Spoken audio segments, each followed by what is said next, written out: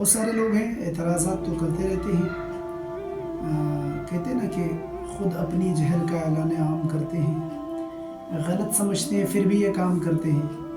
مطلب اعلان تو کر دیتے ہیں اپنی جہالت کا، اپنے کردار سے، اپنے کیریکٹر سے اور اپنی باتوں سے بتا دیتے ہیں لوگوں کو کہ وہ جاہل ہے۔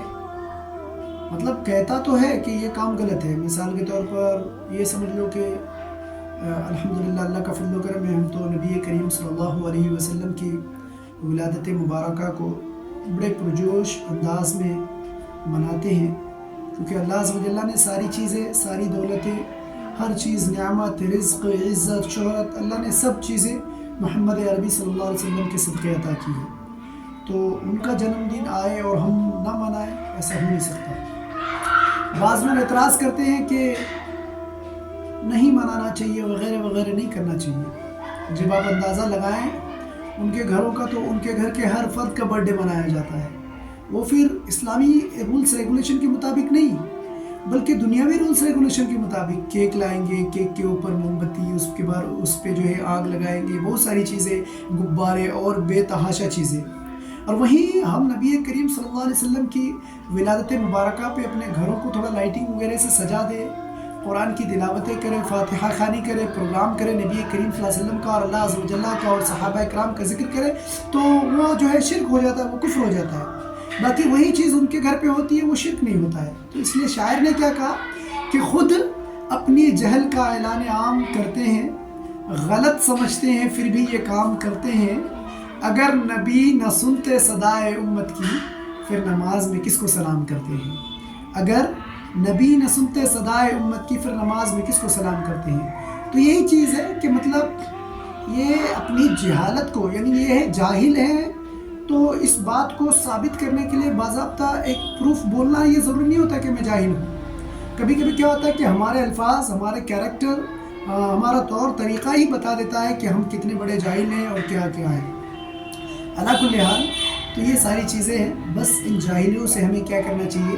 بچ کر رہنا چاہیے۔ اس لیے کہتے ہیں کہ ایک عالم نا، اس کے پاس اگر کوئی قرآن و حدیث سے دلیل لا کر کے دے دے تو وہ خاموش ہو جائے گا، کہ ارے باپ، قرآن پاک سے دلیل آیا، لا ریب فیہ، جس قرآن میں کوئی شک و شبہ نہیں ہے، اور حدیث پاک سے دلیل پیش کرے تو بھی وہ عالم دین خاموش ہو جائے گا۔ لیکن ایک جاہل کو آپ سے حسدتا سے دلیل دے دے تو وہ کہے گا کہ ہم نہیں مانیں گے، بخاری اور مسلم سے دکھاؤ۔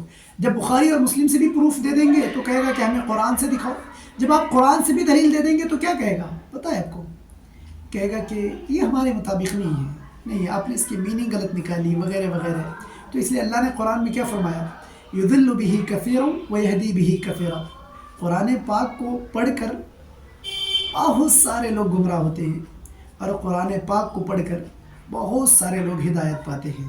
تو الحمدللہ اللہ کا فضل و کرم ہے کہ ہم علماء کے بتائے ہوئے طریقے پر عمل کرتے ہوئے، اسلاف کے طریقے پر عمل کرتے ہوئے قرآن پاک کو پڑھتے، قرآن پاک کے مفاہیم اور معانی کو خود سے کرنے کی کوشش نہیں کرتے، اگرچہ ہم عالم ہوں یا مفتی ہوں یا کچھ بھی ہوں، خود سے کرنے کی کوشش نہیں کرتے ہیں، بلکہ علماء اکرام نے جیسی رہنمائی کی ہے اس طرح۔ مثال کے طور پر ابھی ہمیں کوئی قرآن کی آیت کا ترجمہ کرنا پڑتا ہے، تو ایسی صورت میں ہم کنز الایمان دیکھتے ہیں، کسی آیت کی تفسیر دیکھنی پڑتی ہے، تفسیر صراط الجنان دیکھتے ہیں، یا تفسیر بیضاوی دیکھتے ہیں، تفسیر ابو سعود دیکھتے ہیں، اسی طرح مان کے چلے تفسیر جلالین دیکھتے ہیں، تفسیر روح البیان دیکھتے ہیں، اس طرح کی تفسیر کی کتابیں دیکھتے ہیں۔ جبکہ عربی میں خود مہارت حاصل ہونے کے باوجود بھی ہم لوگ خود سے ترجمہ کرنے کی کوشش نہیں کرتے ہیں، کیونکہ کبھی کبھی یہ ہوتا ہے کہ ہم ظاہری معنی مراد لینے کے چکر میں ہم کافر ہو جائیں، ہم گناہ کبیرہ کر لیں۔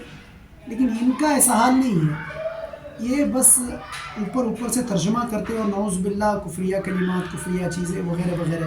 تو قرآن پاک کو صحیح انداز میں پڑھنا، صحیح سے سمجھنا، یہ ہمارے اسلاف نے سکھایا کہ کبھی بھی جب آپ کو قرآن پڑھنے کی ضرورت ہو، حدیث پاک سمجھنے کی ضرورت ہو، تو علماء اکرام کی بتائی ہوئی، علماء اکرام کی یہ تصنیف کردہ کتابیں پڑھ کر ان کو سمجھنا چاہیے، پھر اس کے بعد قرآن کی طرف بڑھنا چاہیے۔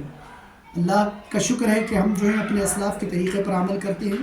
آپ میں سے بھی ہر ایک کوشش کریں کہ اسلاف کے طریقے پر عمل کریں، نہ کہ ان کی طرح کریں۔ یہ تو اپنی جہالت کا خود اعلان کرتے ہیں، بدعت بول کر کے ساری چیزوں کو بدعت قرار دے دیتے ہیں، لیکن ان کو یہ نہیں پتہ کہ ان کے ماں باپ دادا سارے کے سارے بدعتی ہیں، کیونکہ آپ کا کہنا ہے کہ ہر وہ چیز جو نبی کے زمانے میں نہ ہو وہ بدعت ہے۔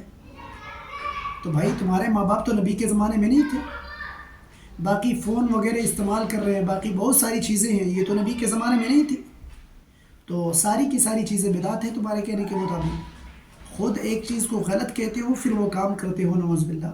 تو یہ ایسے لوگ ہیں، ان کے چکر میں نہ پڑیں، خدا کا خوف کریں اور اپنے ایمان اور عقیدے کو مضبوط کریں، تاکہ آپ کو کبھی بھی جو ہے پریشانی یا دقت کا سامنا نہ کرنا پڑے، کبھی بھی یہ لوگ آپ کو اپنے جھانسے میں یا اپنے بہکاوے میں نہ لے کے آئیں۔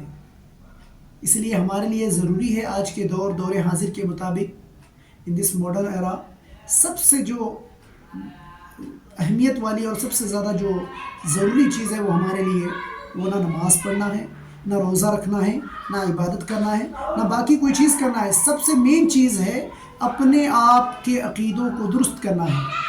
بھائی آپ نمازیں تو روزانہ پڑھ رہے ہو، تہجد کی بھی نمازیں پڑھو، لیکن نعوذ باللہ محمد عربی صلی اللہ علیہ وسلم کو تم اپنی طرح سمجھ رہے ہو، اور اسی طرح تم تو نمازیں، روزے، حج، زکوٰۃ سب کچھ کر رہے ہو، لیکن لوگوں کے درمیان بدعقیدگی پھیلا رہے ہو، لوگوں کے درمیان اس بات کو اعلان کر رہے ہو کہ انبیاء اکرام علیہم الصلوۃ والسلام نعوذ باللہ مر کر مٹی میں مل گئے، نعوذ باللہ۔ تو اس طرح کی چیزیں ہیں، تو ایسے لوگوں کے نہ نماز قبول ہوں گے نہ کوئی چیز، اللہ تبارک و تعالیٰ کل بروز محشر ان کے منہ پر مار دے گا۔ وجہ کیا ہے؟